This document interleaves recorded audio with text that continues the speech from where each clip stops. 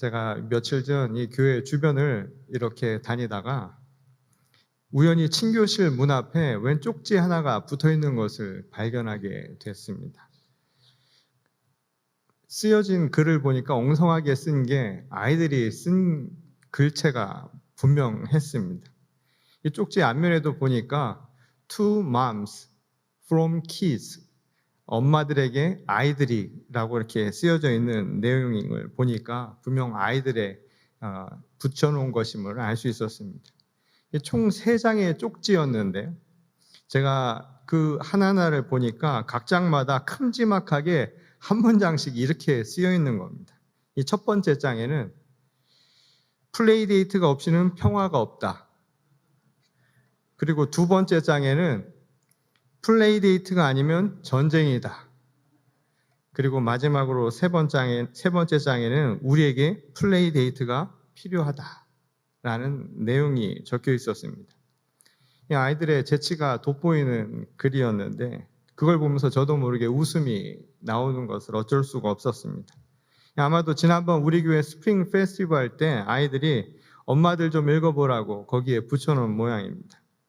저는 그 문에 붙어있는 이 쪽지를 보면서 500년 전 종교개혁을 위해 비텐베르크 대학 정문 앞에 95개조 반박문을 붙였던 루터가 떠올랐습니다. 물론 말도 안 되는 상상인 것 같지만 아이들에게 그만큼 간절한 일인 걸 생각을 해보면 나름대로 아이들도 비장한 마음으로 저 쪽지를 붙이지 않았을까라는 생각이 들었습니다. 한창 친구들과 어울려 놀아야 할 그 시기에 아이들이 팬데믹으로 인해서 1년 6개월 동안을 집안에 갇혀 지냈으니 얼마나 힘들었을까 이런 생각이 들었기 때문입니다. 여하간 저는 그날 아이들의 쪽지 하나 때문에 이 괜스레 나오는 웃음을 참을 수가 없었습니다. 우리 고사 중에 이런 말이 있죠. 개문일소라는 말이 있습니다. 문을 열면 하나의 웃음이 피어난다라는 말입니다. 물론 여기서 말하는 열려야 할 문은 우리 마음을 뜻하는 것이겠죠. 예부터 우리는 웃는 얼굴에는 복이 있다라고 그렇게 했습니다. 그만큼 웃음은 우리 삶의 활력소가 된다는 거예요. 그러니 마음의 문을 하나 열어서 우리의 삶의 활력소가 생기고 생명의 힘이 생긴다 하면 이 길을 굳이 마다할 길이 없어 보이죠. 그럼에도 불구하고 사람들의 얼굴을 보면 웃음을 찾아보기가 어려운 것 또한 사실입니다. 왜 우리는 웃음 만연한 얼굴을 가지고 세상을 살아가지 못하는 것일까요? 다시 말해서 생명의 힘이요, 우리 삶의 활력소가 되는 것, 그 웃음이 되는 길을 알면서도 왜 그 문을 열지 못하고 사는 것일까? 저는 오늘 그 이유가 무엇인지 오늘 2개의 본문 말씀을 통해서 여러분과 함께 살펴보려고 합니다. 먼저 첫 번째 이사야의 본문 말씀입니다. 이사야는 남유다의 왕인 우시아가 죽던 해에 하나님으로부터 예언자로 부름을 받은 사람이었죠. 그때 이사야는 기이한 환상을 봅니다. 오늘 본문은 그가 보았던 환상을 우리에게 그대로 기록해 주고 있죠. 보좌에 계신 하나님의 옷자락과 그 주변을 보좌하고 있는 스랍, 곧 천사들을 본 것입니다. 한마디로 하나님의 현존, 하나님이라고 하는 사실을 우리가 깨닫게 되는 상황이었던 것이죠. 높은 보좌와 성전에 가득한 옷자락과 찬양하는 천사들, 스랍을 통해서 이사야는 거룩한 하나님의 현존과 그리고 영광을 체험했던 것입니다. 그런데 이러한 체험 뒤에 그가 한 고백은 우리의 예상과는 좀 다르죠. 일반적으로 우리가 하나님을 체험한다 한번 생각을 해보십시오. 하나님의 현존을 체험했다 한다면 아마도 많은 사람들로부터 부러움의 대상이 되지 않을까 우리는 생각할 수 있습니다. 많은 신자들이 언제 나는 그런 신비한 체험을 해볼 수 있는가 이런 이야기를 하지 않습니까? 그래서 그런 경험을 했다라고 이야기하는 사람들을 모두가 부러워하는 경우를 우리는 종종 보게 됩니다. 그런데 이사야의 반응은 오히려 충격과 두려움에 가깝죠. 오늘 본문 말씀 5절을 보시기 바랍니다. 화로다 나여 망하게 되었도다. 나는 입술이 부정한 사람이요 입술이 부정한 백성 중에 거하면서 만군의 여호와이신 왕을 배웠음이로다. 지금 이사야는 거룩한 하나님의 현존을 체험한 것이 내게 복이 아니라 오히려 화가 되고 오히려 나를 멸망하게 만들었다라고 한탄하고 있는 대목을 볼 수 있습니다. 사실 성경의 여러 곳에 보면 하나님을 본 자는 결코 죽음을 면하기 어려울 것이라는 이야기들을 종종 찾아볼 수가 있습니다. 하나님의 현존을 체험하는 것이 그래서 인간에게 화가 될 만큼 불가능한 일이라는 것을 사실상 가르쳐주는 말씀이었죠. 무엇보다 하나님의 현존에 대한 체험은 우리에게 즉각적인 두려움으로 나타나기 때문이라는 것입니다. 이사야는 그 이유를 이렇게 고백하죠. 자신의 입술이 부정할 뿐만 아니라 유다 백성 모두가 부정하기 때문이라는 거예요. 그래서 우리는 하나님의 현존을 보며 두려움을 가질 수밖에 없다는 것입니다. 그런데 이렇게 이사야가 고백을 하는 것은 스스로가 죄인이라고 하는 것을 깨달았기 때문이 아닙니다. 오히려 거룩하신 하나님의 현존을 대하면서 저절로 죄악이 나타난 거라는 거예요. 마치 빛이 비추면 어둡던 그 어둠 속에서 그 실체가 낱낱이 드러나는 것과 똑같은 이치라는 것이죠. 우리가 거울 앞에 서면 우리 자신의 모습을 명명백백하게 볼 수 있는 것과 마찬가지의 상황이라는 겁니다.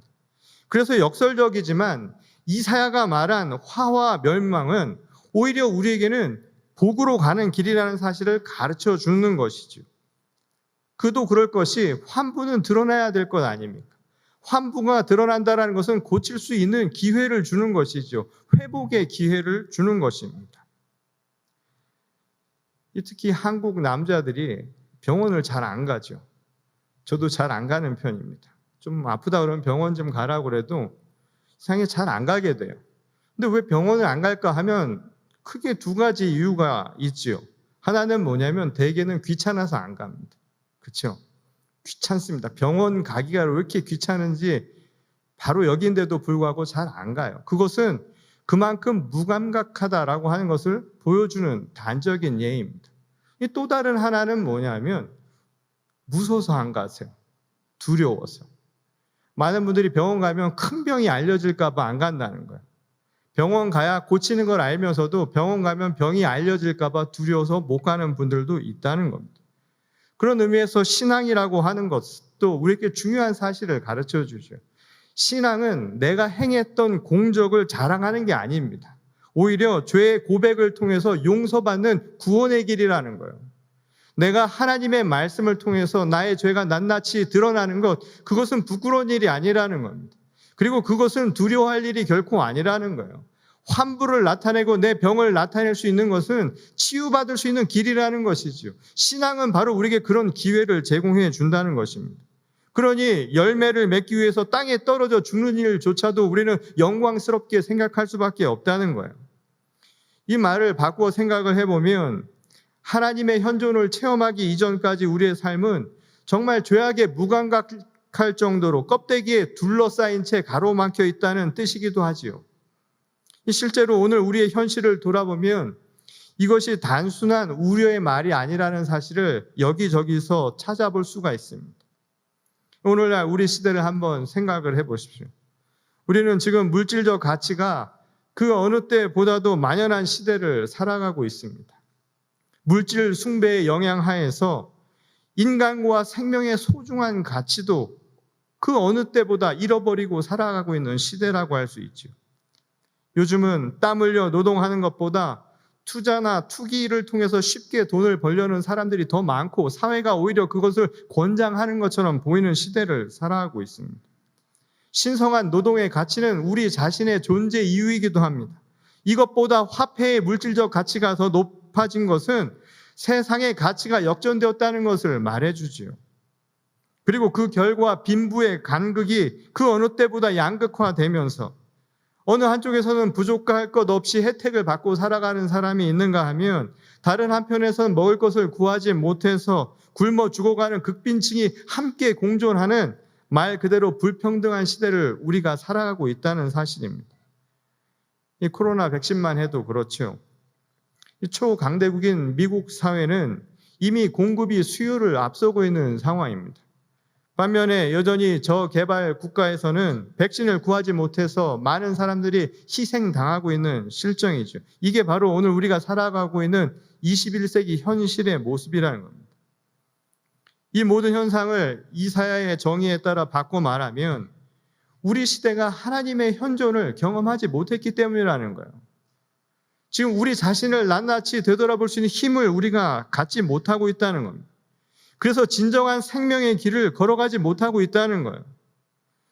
요한계시록 3장 20절을 보면 이에 대해서 알려주는 말씀이 있습니다. 볼지어다 내가 문 밖에 서서 두드리노니 누구든지 내 음성을 듣고 문을 열면 내가 그에게로 들어가 그와 더불어 먹고 그는 나와 더불어 먹으리라. 바로 이 말씀입니다. 그저 문 하나만 열면 우리에게 진정한 복이 열린다는 거예요. 그저 문 하나만 열면 웃을 수 있는 세상이 열린다는 겁니다. 말 그대로 계문일소가 말 그대로 실현 가능하다는 거예요. 그럼에도 불구하고 사람들이 그 문을 열지 않는다는 거예요. 왠지 열려 하지 않는다는 것입니다. 그 이유 중에 하나를 오늘 이사야의 말씀에서 찾을 수 있지요. 바로 두려움이라는 거예요. 문을 열기가 두려운 겁니다. 그 뒤에 뭐가 있을지 몰라서 그렇기도 하지만 그보다 지금 누리고 있는 걸 놓치기라도 할까봐 세상 사람들은 두려워한다는 거예요. 어쩌면 이것이 바로 오늘 우리가 살아가고 있는 이 시대의 문제라고 할 수 있는 부분입니다. 이 사람이 내려놓을 게 많을수록 그만큼 두려움도 늘어난다고 하죠. 여러분, 부잣집 담벼락이 높지요. 가난한 집 담벼락이 높을 필요가 없지요. 유명한 인사 주변에는 늘 경호원이 붙어 다닙니다. 여러분, 홈리스 주변에 사람들 붙어 다니는 거 보셨습니까? 오히려 피해 다니죠. 잃을 게 많은 사람들의 경계가 심한 것은 다 두려움에서 나오는 것입니다. 그런데 문제는 하나님의 현존을 체험하는 그 순간, 그조차도 포기하지 못하고 오히려 두려워하는 사람들이 많다는 거예요. 생명의 문을 향해 가면서도 오히려 남겨진 것들에 대한 미련이 우리가 그 문을 열지 못하게 만든다는 겁니다. 오늘 이에 대해서 시편 기자의 말씀은 우리에게 중요한 사실을 알려주지요. 시편 84편 10절에서부터 12절 말씀을 우리 같이 한번 한 목소리로 읽어보겠습니다. 주의 궁정에서의 한 날이 다른 곳에서의 첫날보다 나은즉 악인의 장막에 사는 것보다 내 하나님의 성전 문지기로 있는 것이 좋사오니 여호와 하나님은 해요 방패이시라. 여호와께서 은혜와 영화를 주시며 정직하게 행하는 자에게 좋은 것을 아끼지 아니하실 것임이니이다. 만군의 여호와여 주께 의지하는 자는 복이 있나이다. 자, 이 말씀을 한번 잘 생각을 해보십시오. 지금 문을 열고 들어갈 그 나라를 우리에게 보여주는 거예요. 그 나라는 지금 이곳에서 있는 첫날보다 더 좋은, 그리고 우리에게 모든 복이 임하는 나라라고 말씀해주는 대목입니다. 그러니 더는 두려워할 필요가 없다는 거예요. 그러니 저 세상을 건너는 것에 대해서 두려울 게 한 가지도 없는 것이죠. 그게 바로 하나님의 현존을 체험할 때 우리에게 오는 축복이라는 겁니다. 말 그대로 계문일소가 이루어지는 거예요. 정말 웃을 수 있는 길이 열린다는 겁니다. 그러니 주께 의지해서 진정한 복을 누리라는 것, 이게 바로 오늘 시편이 우리에게 전하는 말씀이죠. 그럼에도 불구하고 인간의 탐욕과 어리석음은 우리가 가지고 있는 것 또는 옛 사람을 우리가 벗어 던지기가 두려워서 그 문을 쉽게 열지 못하게 만든다는 거예요. 그게 바로 오늘 우리의 세상이 웃음기를 잃어버릴 수밖에 없는 현실이라는 것이죠. 그런 의미에서 오늘 요한복음에 나오는 니고데모의 이야기는 두려움을 떨쳐내고 약속의 문을 연 사람의 모범을 우리에게 가르쳐주는 말씀이라고 할 수 있습니다. 니고데모는 바리새파 출신으로 유대의 최고 법정 기구인 산헤드린의 의원이었던 것으로 알려져 있죠. 하지만 니고데모는 다른 유대교 지도자들과는 전혀 다른 길을 걷게 됩니다. 그는 계문일소라고 하는 것을 실천한 사람이었다는 거예요. 그 증거가 되는 장면 가운데 하나를 요한복음 7장에서 찾아볼 수가 있죠. 거기에 보면 적개심으로 가득 차서 예수님을 어떻게든 체포하려던 유대인들을 향해서 적극적으로 예수님을 변호하는 그의 모습을 볼 수가 있습니다. 이 당시 제자들도 외부에서의 탄압과 그리고 그들의 가지고 있는 오해, 편견이라고 하는 것이 두려워서 몸을 숨길 정도였지요. 그렇지만 니고데모는 세상의 공격이나 오해라고 하는 것을 아랑곳하지 아니하고 기꺼이 예수님을 지켜내려 했던 사람이었음을 보여줍니다. 보이는 현실의 위협보다 보이지 않는 주님의 현존을 이미 체험했다는 것을 우리에게 단적으로 보여주는 증거라는 거예요. 아마도 그것은 오늘 본문에서 전하는 예수님과의 대화를 통해서 그가 커다란 변화를 경험했으리라는 것을 추측하게 해주는 대목이지요. 이 사실 니고데모는 예수님이 행하신 표적을 보고 그가 분명 하나님께서 보내신 이가 맞다라는 확신을 갖고 찾아갔습니다. 그리고 어떻게든 그 생각이 맞는가를 확인하고 싶었던 거예요. 그래서 그 늦은 시간, 위험을 무릅쓰고서라도 예수님을 찾아갈 수밖에 없었던 것이었습니다. 그런데 그를 맞이한 예수님의 첫 말씀은 그가 원하는 사실을 확인해 준 것이 아니었지요. 오히려 도전이 되는 말씀을 그에게 주셨습니다. 그것은 바로 사람이 거듭나지 아니하면 하나님의 나라를 볼 수 없을 것이다 라는 말씀이었습니다. 이것은 당시 니고데모의 생각과는 완전히 달랐죠. 왜냐하면 그가 거기까지 갈 수 있었던 것은 거듭남이 아니라 표적을 보고 간 것이었습니다. 예수께서 지금까지 하셨던 기적과 같은 일들, 그 표적을 보고 하나님의 현존을 자신은 체험했다라고 생각을 했던 거예요. 그런 니고데모에게 하나님의 현존은 그런 표적과 기적을 보았기 때문에 이루어지는 게 아니라는 거예요. 그것은 하나님의 현존을 본 게 아닐 수도 있다는 사실을 가르쳐 준 겁니다. 그리고 예수님은 말씀하시기를 하나님의 현존은 그렇게 해서 얻을 수 있는 것이 아니라 거듭남을 통해서요. 다시 사는 것, 곧 중생의 체험을 통해서만 얻을 수 있다라고 말씀해 주신 것이었습니다. 그렇다면 이 거듭남이라고 하는 것은 무엇을 의미하는 것일까요? 이 사실 많은 사람들, 지금까지 신앙인들 중에는 물질적 축복이나 이 현실적인 욕구가 충족될 만한 결과를 보고 나서야 비로소 하나님의 현존을 체험했다고 생각하는 사람들이 꽤 많지요.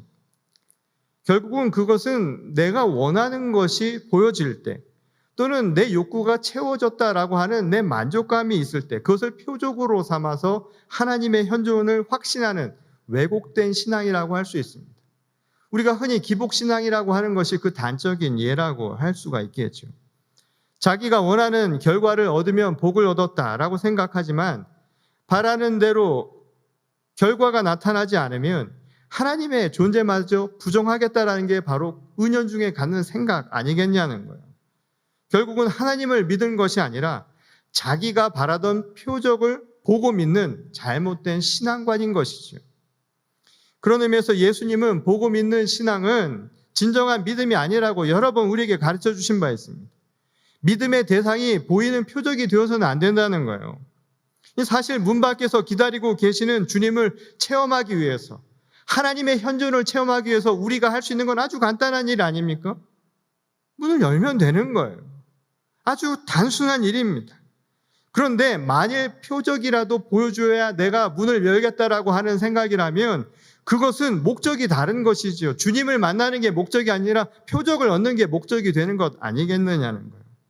그래서 예수님은 하나님의 현존을 위해서 우리에게 필요한 것은 문을 여는 것입니다. 근데 그 문을 여는 것을 거듭남이라고 우리에게 가르쳐 주신 거예요. 거듭남. 이 거듭남이라고 하는 말은 존재의 변화를 뜻하는 말이죠. 거듭난다는 게 뭔가요? 다시 사는 것이죠. 죽은 자가 다시 사는 겁니다. 그것은 존재의 방식이 바뀌는 거예요. 문 밖에 있던 자가 문 안으로 들어가는 것입니다. 이게 거듭남입니다. 다시 말해서 내가 서 있는 삶의 자리가 바뀌는 것, 이게 거듭남이라는 거예요. 내가 서 있는 자리가 바뀌면 시선도 바뀌겠죠. 내 시선이 바뀌는 게 거듭남입니다. 그게 바로 우리 신앙의 핵심이라는 거예요. 내 삶의 전환점이 일어나는 것, 그것은 내 삶의 방식이 바뀌는 겁니다. 내 삶의 자리가 바뀌는 것이고 내 삶의 자리가 바뀌면 내 시선도 변화됩니다. 그게 바로 신앙이라는 거예요. 그게 믿음이라는 거예요. 그 믿음으로 말미암아 문을 열게 된다는 겁니다. 그 문이 열리면 그래서 우리에겐 진정한 복이 생겨난다는 거예요. 구원은 그렇게 해서 얻을 수 있는 거라는 거예요. 하나님의 현존은 그렇게 체험할 수 있어야 한다는 것입니다. 그런 점에서 신앙은 개문일소처럼 문을 여는 거예요. 그래서 웃을 수 있는 것, 진정으로 하나님의 현존을 체험하며 하나님의 영광 중에 웃을 수 있는 참된 복을 누릴 수 있는 길이 바로 거기 있다는 것입니다. 그런데 지금 우리에게 묻는 거예요. 왜 그 문을 못 열고 있느냐? 무엇을 두려워하느냐라고 묻고 있지요. 그 문을 여는 길은 한 가지라는 겁니다. 거듭나는 겁니다. 그 두려움을 벗어나는 것은 내 삶의 자리가 바뀌는 거예요. 그래서 내 시선이 변화되는 겁니다. 내 몸의 병을 고치려면 병원으로 들어가야죠. 그 문을 열어야 합니다. 그래서 내 몸에 무엇이 있는지를 확인해야 될 것 아닙니까? 그래서 하나님이 주시는 참된 말씀이 내 안에 들어와서 내 작은 것 하나도 낱낱이 밝힐 수 있을 때, 그래서 내가 회개하고 용서를 구하며 하나님 앞에 나아갈 수 있을 때, 그때 바로 우리는 구원의 축복을 얻는다 이 말씀인 것이죠. 오늘 길이요 진리요 생명이 되신 그리스도 예수께서 저 문 밖에서 우리를 지금도 기다리고 계십니다. 우리를 초대하고 계십니다. 오늘 그 문을 열어보시기 바랍니다. 진정한 웃음을 웃을 수 있는 참된 평화가 우리에게 임하는 하나님의 놀라운 역사가 우리에게 축복과 함께 나타나는 그 결실을 우리 모두가 맺게 될 줄 믿습니다. 그것을 위해서 오늘 거듭나는 성도들이 되시기 바랍니다. 그리스도 안에서 나는 새로운 자로 변화되었노라. 나의 옛사람은 죽고 그리스도 안에서 새 사람으로 변화되어 내 삶의 자리가 변화되고 내 삶의 방식이 변화되고 내 시선이 변화되고 내 믿음의 눈이 변화될 수 있는 주의 거룩한 성도와 오늘 이 시대의 교회가 될 수 있기를 주님의 이름으로 간절히 축원합니다. 우리 다 같이 기도하시겠습니다. 아버지 하나님 감사를 드립니다. 오늘 이 시간 우리의 마음을 열어 주님을 만나기를 원합니다. 무엇이 두려워 하나님을 찾지 못하고 있었던가? 행여 너무나 무지해서 주님을 찾지 못했습니까? 행여 지금 가지고 있는 것이 너무 많아서 그것을 내려놓을 것이 두려워 하나님을 찾지 못했습니까? 진정한 축복과 진정한 웃음이 저 문 밖에서 우리를 기다리고 있다는 사실을 잊지 말게 하시고 오늘 거듭나는 성도들이 되게 하여 주시옵소서. 오늘 이 시간 그 문을 열고 한 걸음 내디디며 하늘의 축복을 함께 누리는 우리 모두가 되게 하실 줄 믿사옵고 거룩하신 우리 주 예수 그리스도의 이름으로 간절히 기도드렸습니다. 아멘.